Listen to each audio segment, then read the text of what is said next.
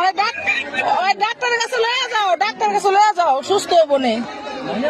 আরে কি দিয়া মাছ এই যে করতেছে বেন্দা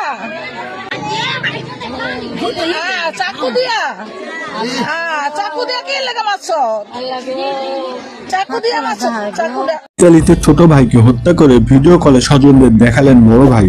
ইতালিতে পারিবারিক কলহের জোরে আপন ছোট ভাইকে কুপিয়ে হত্যা করেছেন বড় ভাই।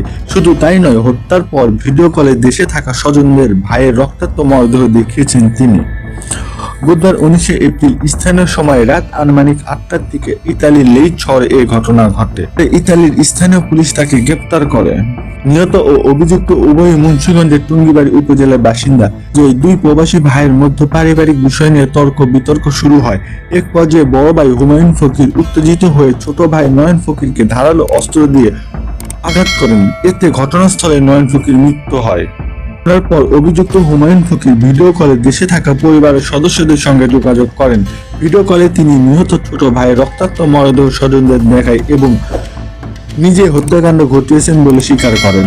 এই দৃশ্য পরিবারের সদস্যরা কান্নায় ভেঙে পড়েন। মুহূর্তের মধ্যেই এই মর্মান্তিক ঘটনাটি এলাকায় ছড়িয়ে পড়ে।